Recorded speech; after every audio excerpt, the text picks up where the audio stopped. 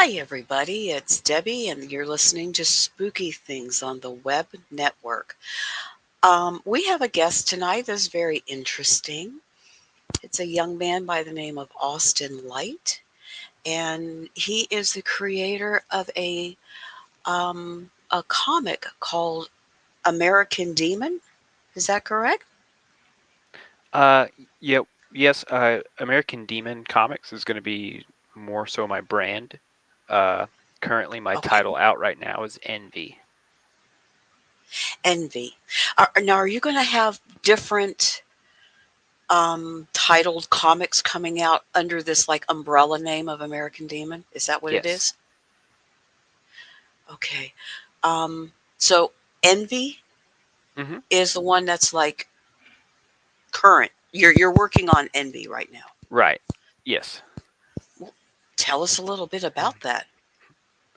All right. Um, so Envy is going to be a comic about the duality of people, but it's going to be based around how this incarnation of Belial, the demon, is skewered and has to make a very quick pact with the summoner, um, and thus Belial is now has to live the life of a human, and as he lives this life of a human, he has to start to understand what it's like to be a flesh and blood person, and all of a sudden this person that could care less, or this entity that could care less about how humans feel, or what they uh, uh, aspire to be, and all this,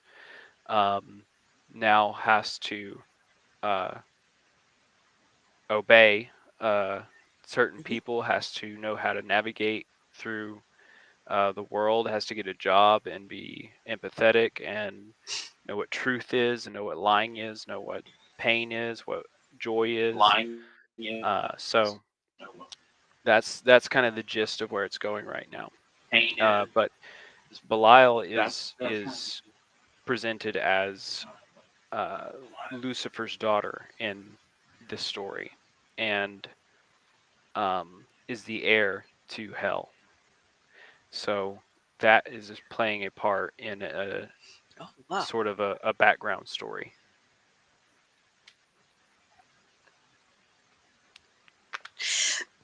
You know, it's funny because the comics of today are nothing like I remember of the comics of course, back years ago. But what you're describing is something that is so in depth. I mean, this is not just a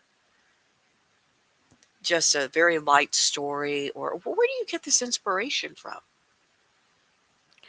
Well, Envy specifically just kind of started out as a character for me that I kind of wanted to portray, that I was in art school, and at Hmm. UAH, and um, as I went through some of the classes, and as I went through online and everything, and really all my life, there's been a large part of me that can be kind of envious, and want that skill, and want that level, just kind of like a gimme kind of like attitude about this. And so I wanted to, Hmm. um, so I made this character, this demon, and then I just titled her as Envy. And ever since then, I've just been kind of creating in my head these pulling from uh, pulling from what I already knew biblically about uh, what you might think of as angels and demons, and then I started pulling. The more in depth I got with the story, I started publishing in 2019 on Webtoon, um, and I loved doing that so much. I wanted to keep doing it, so um, I wanted to kind of make more of a story around this, and that's really just how that kind of came to be. I just started pulling from different things. uh, more recently, about a year ago, I guess it's been about a year, I discovered the three magical books of Solomon, um, which is includes the Goetia in the beginning, and I just went through studying the demons and the sigils and stuff that go along with them, and kind of figured out which one best fits uh, my my description of envy, and then just kind of use that and have been going on from there. So, Are so are you using names that are actual names in the book, or do you create your own names for them? well,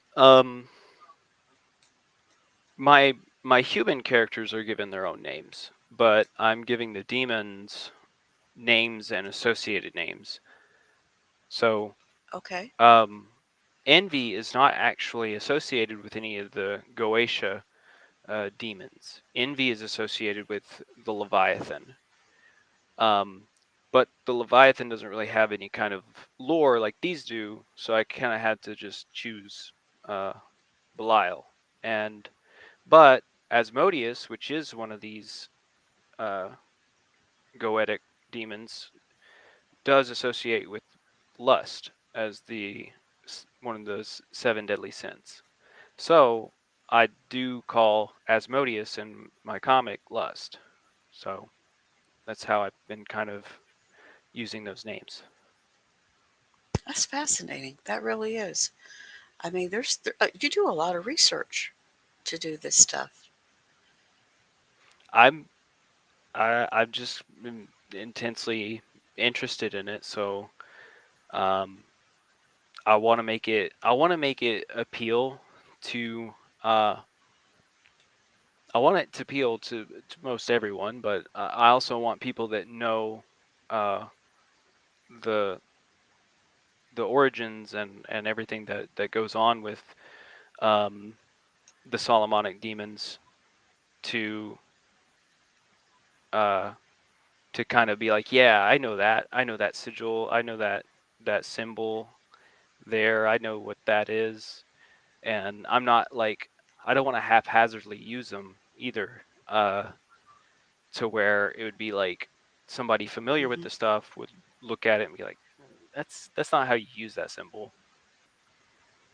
So that's kind of how I look at it. I do plan on making more. The Oh, more I I think you must have a delay or something. there is a slight delay here. Yeah. Um, Crossover Paranormal Society says hi, everybody. Hi. Hello, crossover Glad paranormal. you could make it. Um, it's interesting to hear you. I mean, I'm really fascinated by it because the more I'm hearing you talk, it's like you have to be ever so careful because what you're writing about and your characters do represent things that people are already familiar with. So it's not like, something that you can just make it any old way that you choose. You have to be actually very, very articulate with it so that it fits into the guidelines that people are already familiar with and work with it from there. And that's really creative, but it takes a lot of work. um, You know, you say you've been working on this one since 2019, Pretty much. and that that's quite a bit.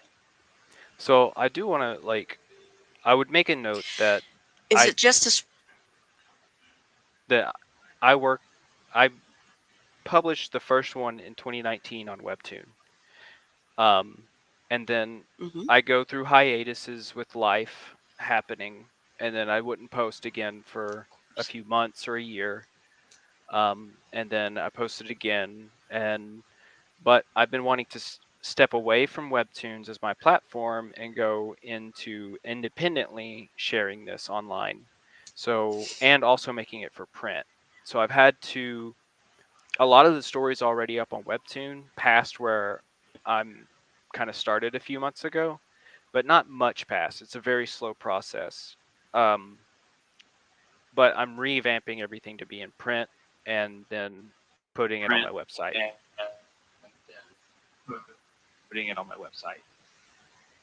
Okay. Do you have like a building block that you follow as far as the creation of these? Like, so with the one that you've got right now, are the other ones going to follow in tune with this, or are they going to be like completely individual and following their own adventures, or are they going to be tied in with this one here?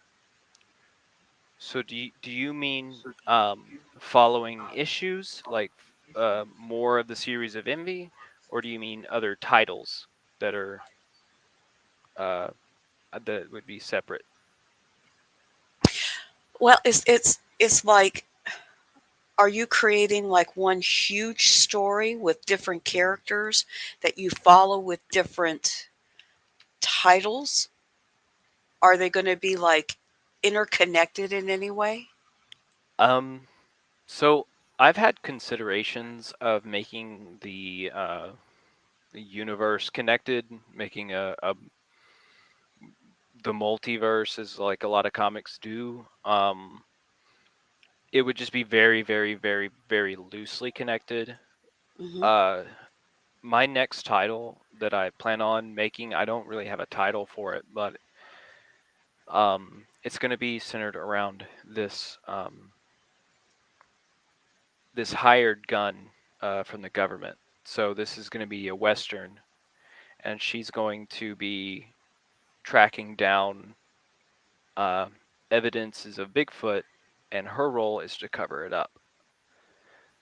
Um, so that's going to be like a completely different field, although she will deal with other paranormal issues, um, other cryptid monsters and witches and possibly demons. Um, so these guys are still on the table. Wow, that's pretty cool. That's pretty cool. I know that my both of my sons and my daughter-in-laws follow a lot of the anime that's out there, and those get so intricate. You know, I'm an I'm an older person, and when I'm looking at it, I'm like, wow, how do you guys follow along with this stuff? I mean, but they do. They know, I don't know how many of these characters that they know. And I'm like, that's a lot of work, but I mean, they're actually building worlds around Mhm. this. And from hearing you talk, it's like the creativity that you have to use to go into something like this. I mean, this is like a really big deal. There's a lot to it. And I'm really just listening to you is like, wow, the organization that it takes to even carry on with something like this is amazing. I mean, I'm really impressed. This is the first. I mean, I have got a couple of friends. Back years ago, I was in the. I used to do sword fighting with the. We had a organization called Chess Masters, and we were in Vizcaya, down in Miami, and they did a lot of what you're doing right now, and this was back in the 90s. Yeah, this is in the 90s. And I know that one of my friends did uh, a, a comic, and it was called Ard, and his name is Sergio. And I was fascinated because you not only have to have the art of creating these stories, you actually have to have the art of creating the characters, the drawing of it, the backgrounds, the visuals, as well as the storyline. Mhm. And it's like the creativity that's involved in just that.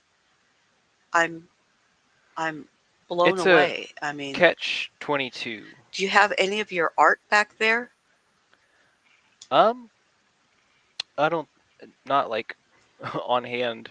I do have my physical copy of Envy, so I'm not sure how well it would pick it up. Uh, I did Oh, send you can kind the of see it. oops. So like you were saying before, you want to be careful how you portray people or characters, and Michael Yeah. here is the Archangel Michael, and I didn't give him Halo, and I didn't give him Oh. wings, and at least not yet. But he's more of a hunter Hmm. and more of a crusader looking kind of angel. Um, and you might not be able to see it.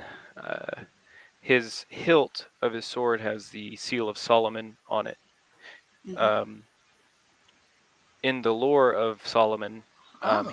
he Solomon was given the seal from Michael so that he could control the demons.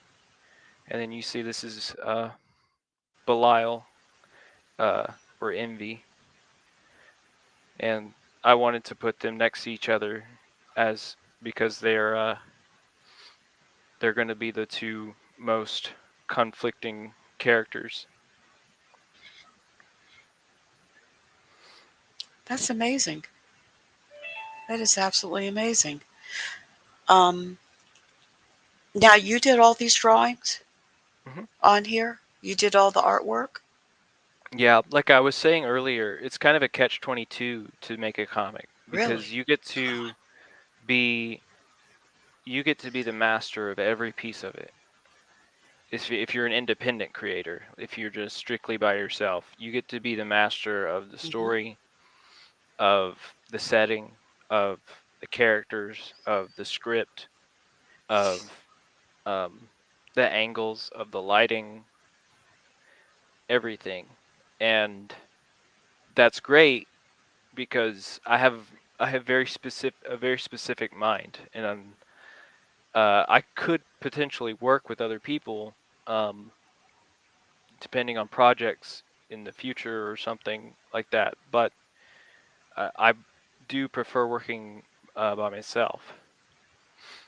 Um, that way, I'll maintain the control. However, it all that is compiled into taking up a lot of time because I'm gonna have to uh, I'm gonna have to storyboard it. I'm gonna have to write it, script it, and then storyboard it, and then get it sketched out on a.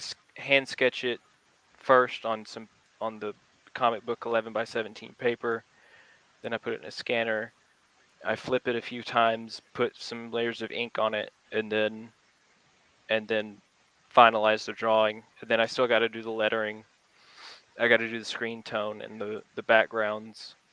So it's it's a I have so much story in my brain, but I have to move at the pace at which the the contents allow me to move.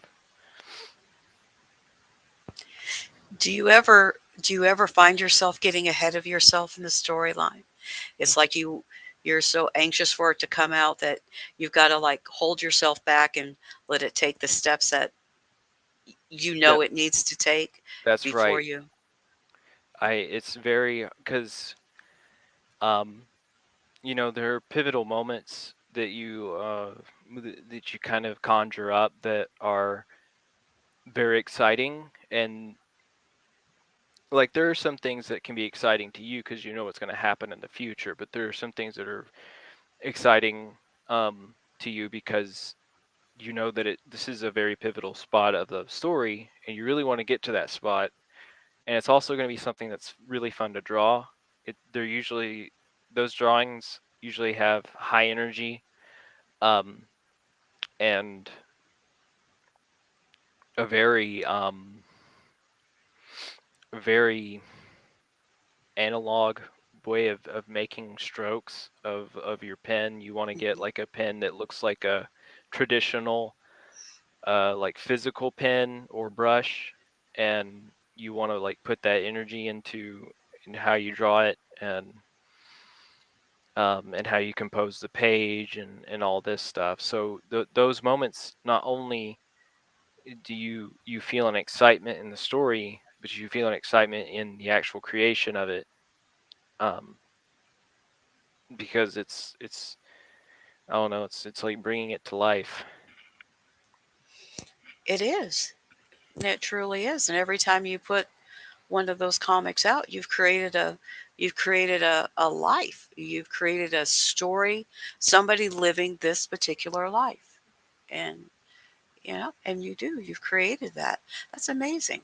That really is. So Teresa tells us that you're going to be at the Paracomic-Con coming up Hmm. on October the 5th. That's great. But you were at the last Comic Con as well, weren't you? Yes. Hmm.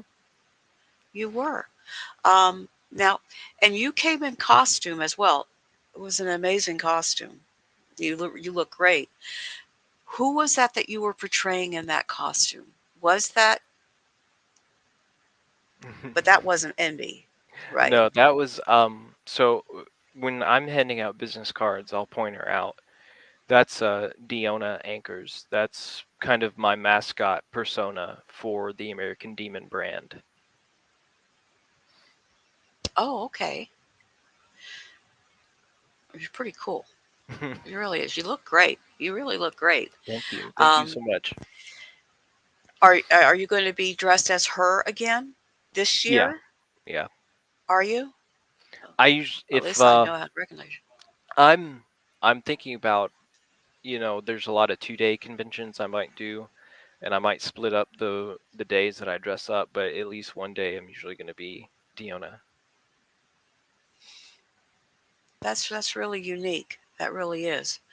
Um, I noticed that a lot of people took notice of it as well, and it was very striking, and you really played that particular role really well.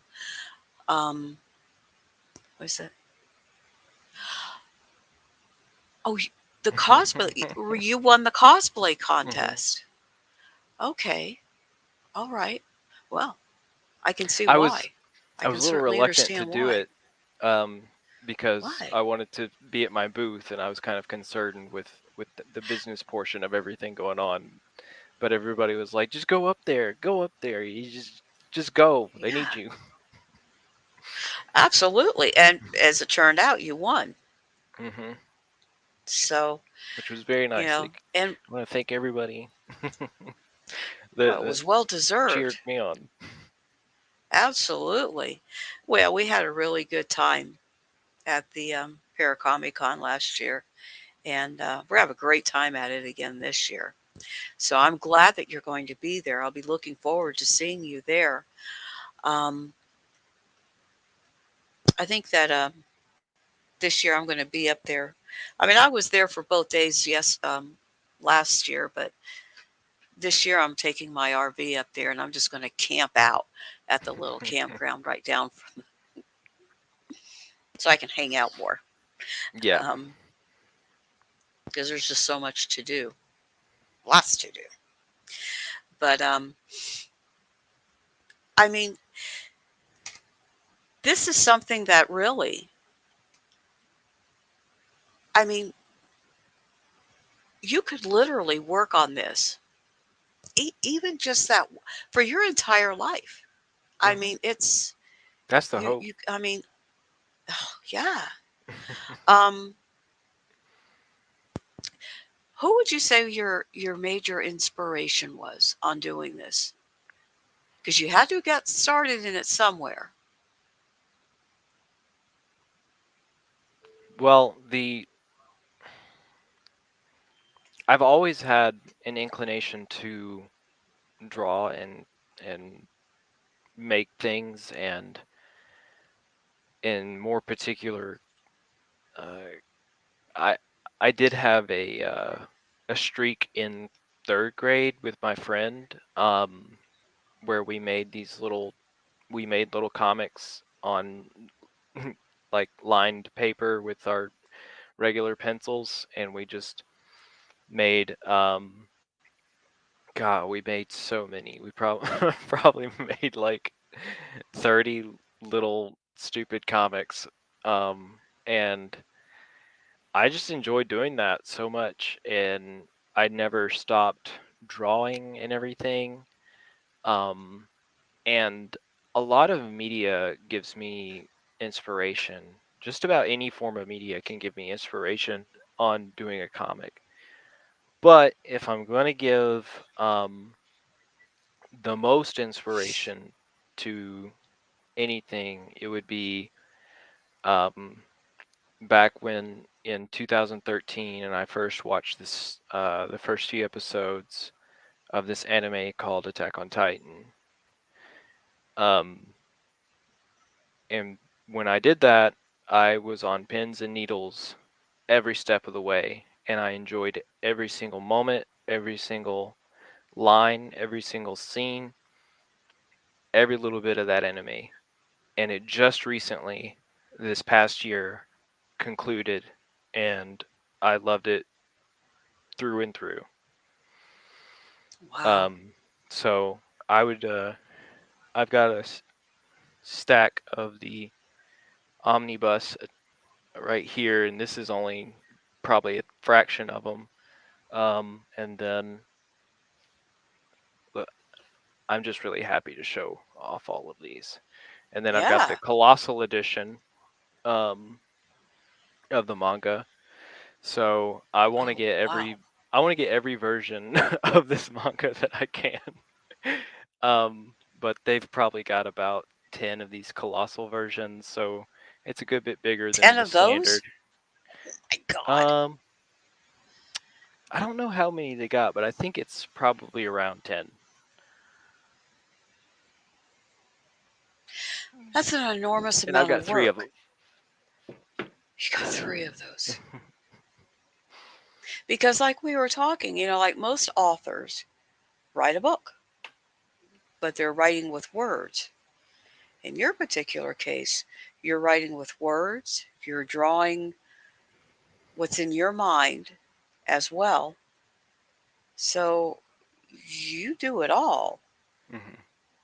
And that's a staggering amount of work. It really is. I don't see how you guys can put them out. I really don't. Of course, I'm kind of Well, lazy. So, I'm very fortunate. So, um, I had quit my full-time job a few years ago, um, in hopes that I had enough savings to kind of get me kickstarted into doing this full-time. hmm The progress and growth on doing this kind of thing is tremendously slow because a lot of other people are doing it too. Um, and and you also have to kind of find your audience and your word of mouth, and you also have to kind of build up an archive. So people might look at what you're doing and be like kind of impressed, um, but they want more. So 2 or 3 years time, and I get a good bit of an archive built up, then people will be like to go and look back at what you're doing, and they'll have like a lot more to consume. But um, that didn't work out when I quit. I had a friend that was giving me some part-time work with his insurance adjustments, but they had hit a bad slow season. There was no storms happening or anything, and he was struggling to get work for both of us. So I got my job back at a gym, and the gym because this hit right after all the mass inflation hit back uh, not last August, but the August before last, and that's when I hmm started working there again. Well, one of the full-time employees retired, and I was able to get her position. All I'm doing is working at a desk, uh, and I show members around. I do some of the paperwork. I keep things stocked like towels and everything. But for the most part, I don't have anything to do. So, um, my director lets me get out my laptop and work on my comics so long as I can Oh, that's tend to cool. everything else.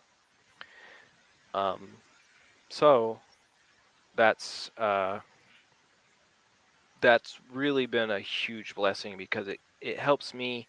I have two kids, and it helps me be able to spend time with them on the weekends. Um, and then get to spend time with my girlfriend when I get off. We get to work out and maintain kind of this more balanced life, rather than me working a full-time job, having to get off, go straight into working comics every weekday, and then every weekend night, and losing at least an hour of sleep every night, and so on. Um, so this job that I have has been a wonderful blessing for this career path. Um, Well, it sounds like it. and it looks like Teresa is asking if I've taken art classes.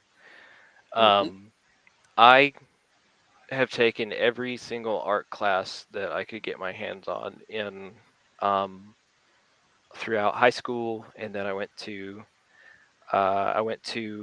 Sneed. There's the picture of Uh, you.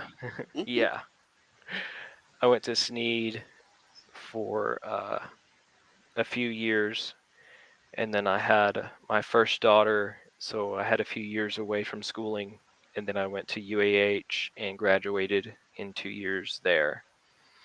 Now, none of these classes Wow. I took really pertain to storytelling or to um, specifically to sequential art or to making comics or anything like that. It I didn't have anything like that. I was pretty much in there for graphic design, but that did give me a lot of the tools that I needed in understanding how a lot of these programs work, how I need to format everything digitally, what's good for websites, what's good for print, how to market, all that stuff kind of came with it. Which puts even more on top of what you're doing to make it even. I mean, not. I have to tell you, Elson, not anybody can do that. Really, I'm really impressed because you really have to be a complete, all around fig. You know, so you design it, you create the storyline, you create the characters, you figure a way to produce it yourself. Um, you create the comic itself. I mean, this is this really impressive. This really is. I'm so totally just blown away by how you don't really think about that when you see these comic books out there, that there's people like you who are just completely from the ground up creating these. And I have to say, I give you kudos. That is. Well, But I you've just really got all appreciate it. this up in here. Yeah. Oh yeah.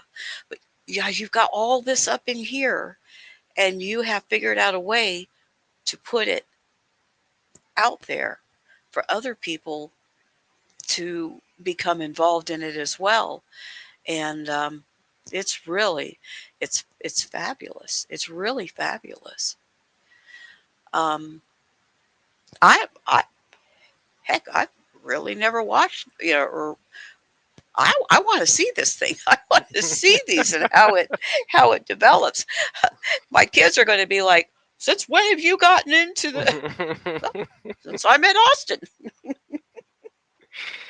Yeah. But Um, I don't know. I kind of take this whole situation I'm in for granted, I guess. There's um I listened to this podcast called Comic Lab, and it's mm, about these two cartoonists that do pretty much exactly the same thing.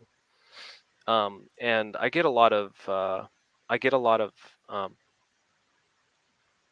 more practical um, advice from them on how to start and get all this going, because they've been doing it for 25 years. Um, so I'm a Patreon backer for them, and I joined their Discord server, and they have hundreds of independent comic creators. Um, so it's you got some of them. Some of them are just starting out. Some of them have been doing it for 10 or 15 years. Some of them do it as a little tiny hobby on the side. Some of them are trying to do what I'm doing and make it like their full-time thing.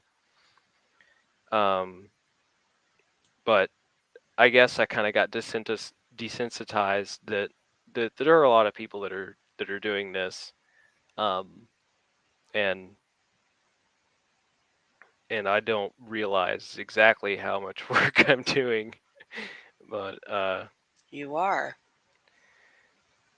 um, it is fun, and I do like I really enjoy these conventions. I think sometimes the conventions are more that they sometimes are lucky to break even uh, in the investment, but they can be so much fun, and they can be so engaging, and they revive me sometimes because there are some people that will want to get to know more and want to learn about the characters and learn about and read it, and so that kind of gives everything the fuel and the life to keep going.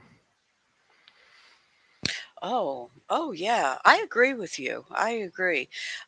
Just doing what I do, being around people who have the same interests and philosophies that I have, and then you get a bunch of us together, and some people are just really, they're very inspiring.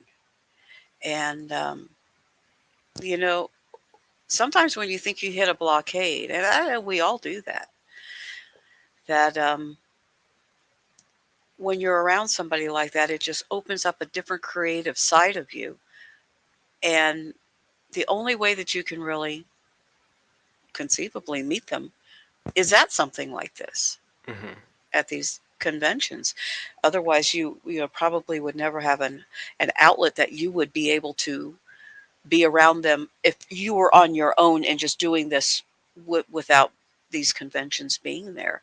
So Hmm. I think that they're very very helpful for a lot of people, not only just to get your name out there and to get you noticed and to get your work noticed, but to really strike something that you knew was there, but you didn't quite know how to.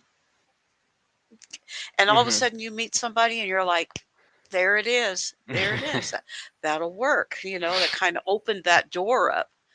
So, yeah.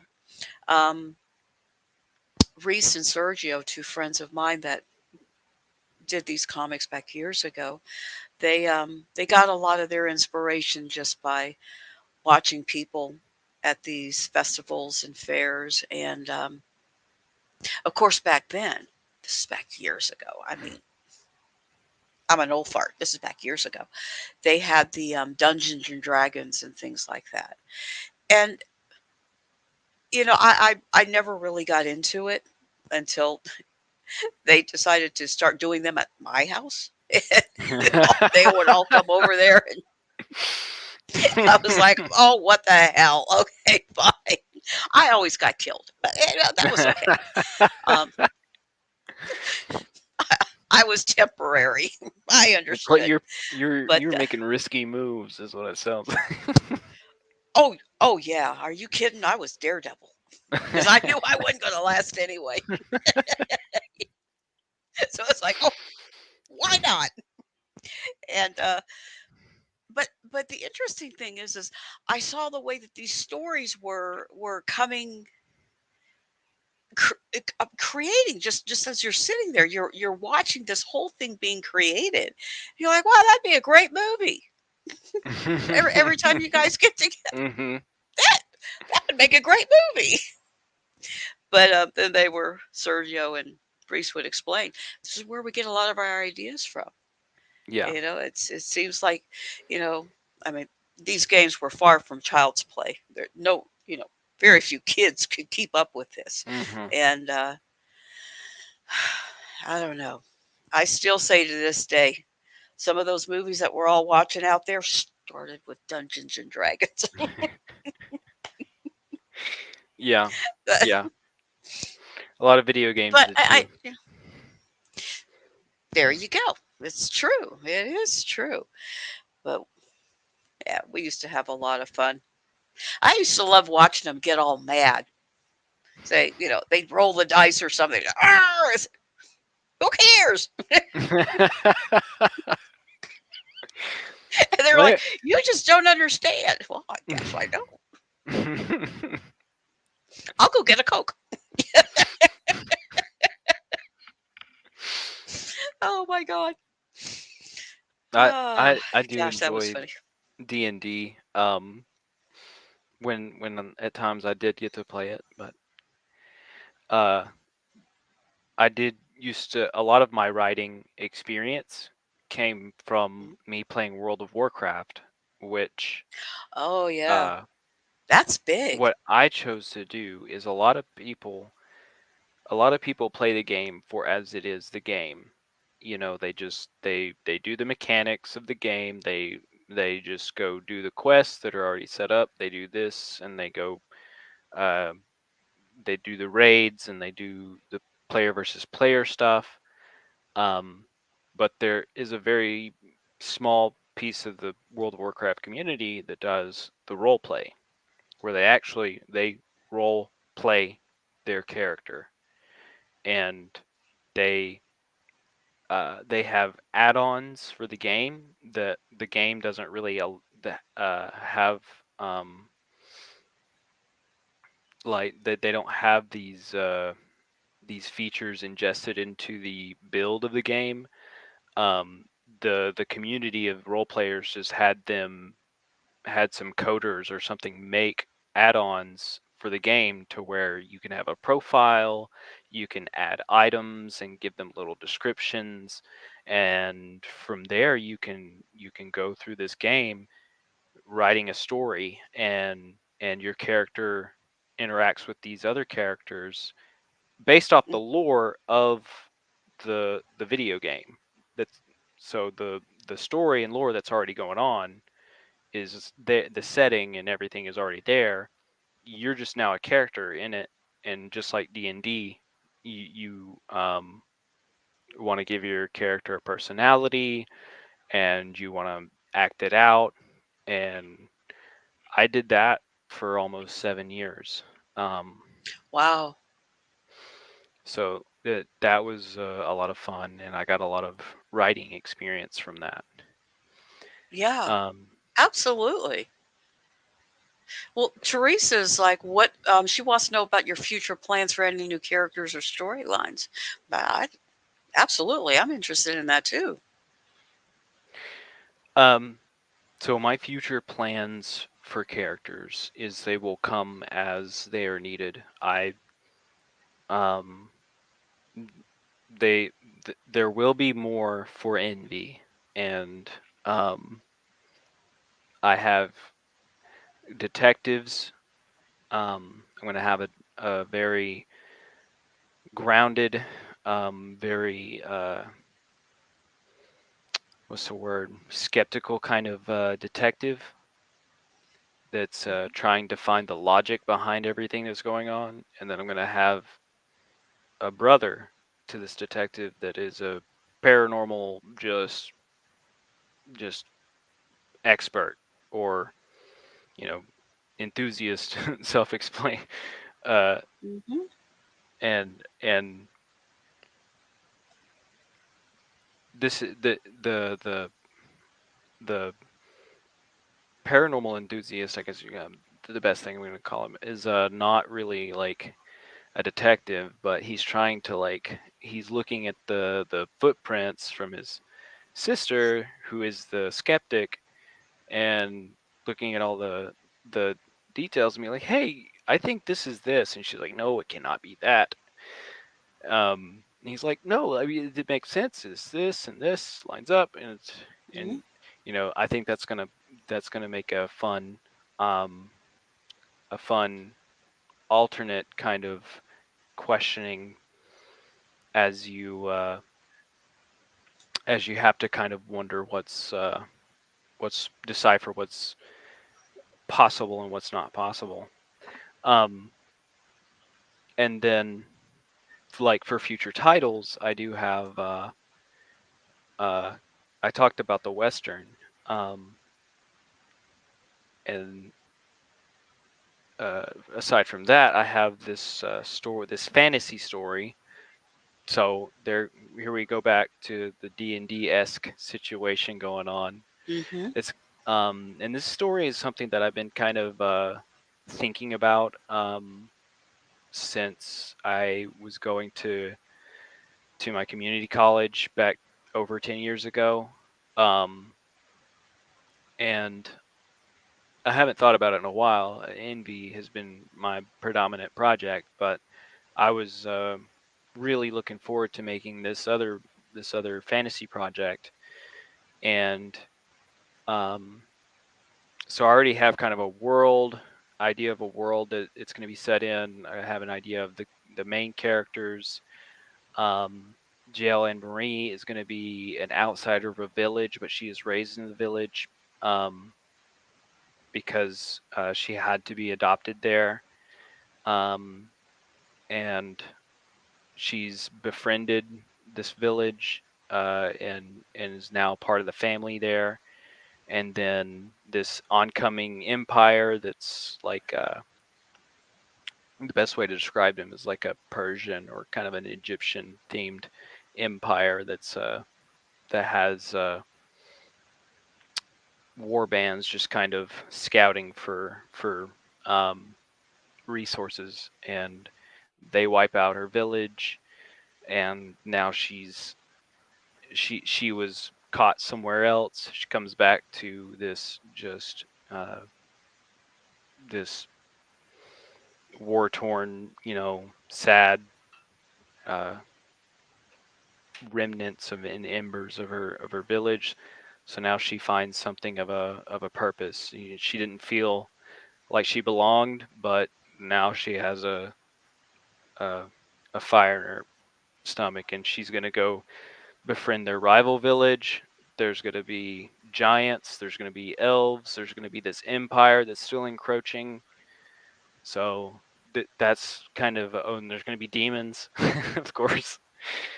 Yeah. There's So that's kind of the big project that I want to do, and I'm saving it for last because I kind of want to do these smaller projects to kind of get a grasp of how I'm going to tackle it and to experiment with everything um, on how I'm going to write the story, basic things like learning how uh, perfecting my lettering and everything. Everything's not going to be perfect, but I want to make it really good for when I do get to my big title. So so do you think that envy is one of the beginning storylines to this other one that's coming later on? Uh, it won't be. Um, there might be some callbacks if I'm using the demons. There might be some callbacks, um, or prequel kind of Right. things you might think of, but because this world is going to be fairly different. It's going to be a fantasy world, and I don't believe I'm going to have giants and elves and things of this uh, being a part of the history in the world of that's taking place in Envy, or the world that's going to take Mm. place is that Western. Um, because I'd have to think about that. I'd have to think about. um, what all that history would kind of come with. Did they try to hide it? Are they like um, now where there's questions of giants ever existing, and that kind of thing? And I don't really want to go there because my main concern is going to be the story between the characters in that moment. Right. I can understand that. It's just, yet once again, it's just two completely different worlds that you're Hmm. creating. It really is. It's two completely different worlds. And japers, I can't think of creating one world. You got all this going on up there. And it's like I said, it's just the hard part for you guys. It's not just the story, it's creating the characters, the way they're dressed, the way that they wear their hair. I mean, all that sounds so simplistic, but it's really not. It all has to fit that particular look that you're going Hmm. for. And I'm sure you're going to be very specific on that particular look for that particular character. Um, Now, I know that from Sergio and Reese. Hmm. I used to just be amazed. It's like, how long you go to work on that? I do They'd love being work on. in when you start a new video game, and typically if you're doing some kind of Mhm, free roam game, you get to make a character, and I will spend so much time trying to make a character just because I love doing. mhm. That's one of my favorite parts. Well, they got very engrossed by it, Hmm. and I can see just everything from what I'm seeing with you. Um, like I remember one time that they were comparing different.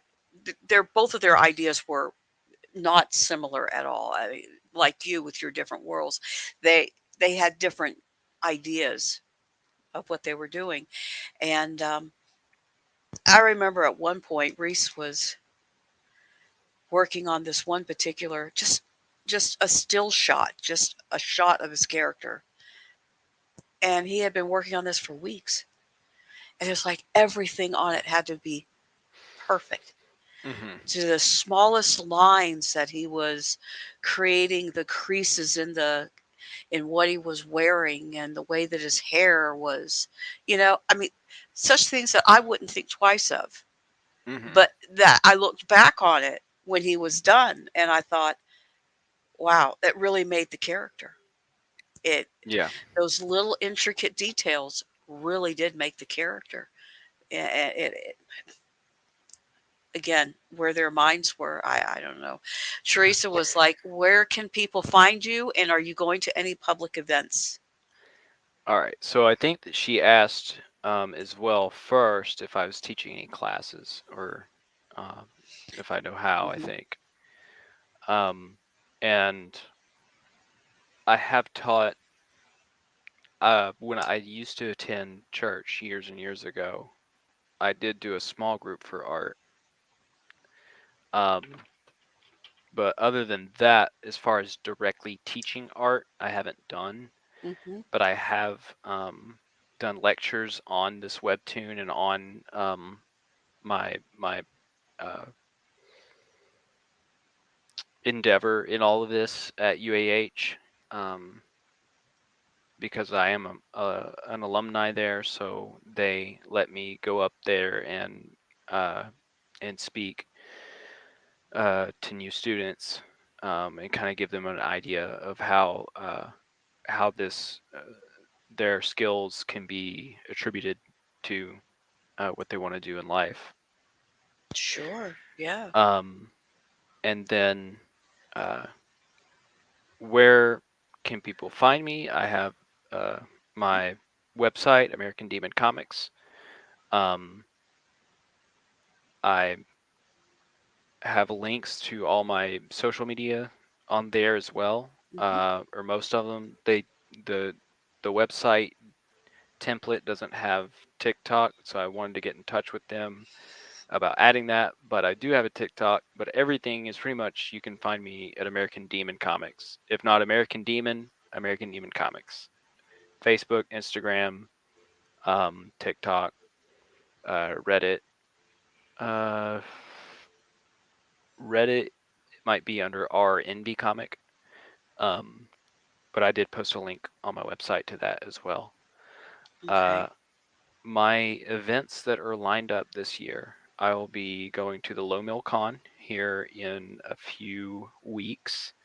March 1st and 2nd, I'll be um, setting up my booth for. I don't know if you've ever been to Low Mill, but it's this old cotton mill that was turned into just a Oh, big uh, sanctuary for artists. They divided it up oh, into wow. many, many, many different studios. And every year they have a comic convention. Um, so I will be attending that. I'll be looking to attend uh, free comic book day at one of my local stores, either my store here close by or the store near Huntsville. Um, and then I'm going to WeevilCon. Uh, I signed up for WeevilCon last year, but they had to postpone it. So it's a 3-day event down close by Enterprise, or I think it is in Enterprise. Um, so I'll be there, and then I'll be going to the Paracon again this year. Um, and so far, I believe that's all Which is that the I deep have lined south. up. Yeah. Mhm. Okay. Well, that's a pretty good start right there. That sure is. Yeah, the Deep South Paracomic Con is on October the 5th, um, 5th and 6th Mhm. this year. I Um, I like it being in October. I think it's very fitting yeah. for the theme of it and everything. Um, However, we are attending this Vegas trip in late October, so I don't. I like to space things out, so that kind of made it weird, but it's still all good. I'm really looking forward to going. It was a huge blast last time. Everybody was so welcoming, and everybody um, just it, it was just this community that I have not yet been I have not seen anywhere else so far. So I'm really looking forward to it. Yeah, I am too, Austin. I'm really looking forward to. I'll be looking forward to seeing you there. Um, Um, I wanted well, to note that I do have a podcast with Brandon, um, Brandon Ingram, which is the uh, Dismay Comics uh, mhm. writer, and he was there last year as well. Um, so I'm gonna give him a shout out because he is also a very hardworking individual in his comics. What's the name of the podcast? I think I'm just calling it American Dismay right now. I haven't really been Okay. pushing it or anything, but it's on YouTube. If you look up American Demon Comics or American Demon and Dismay, something like that, well, it should find it. Okay. So just go on American Demon on YouTube Hmm. and you'll find all that. Okay. Just want to make sure that we know how people can get in touch with you. Um, because you definitely got some really wonderful things going on. You really do. Um, you've just been absolutely wonderful.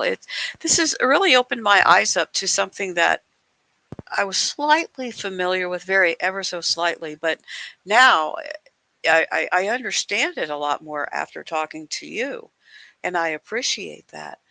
Um, so everybody, keep in touch and look Austin up on his YouTube channels and on American Demon on the Facebook, Twitter.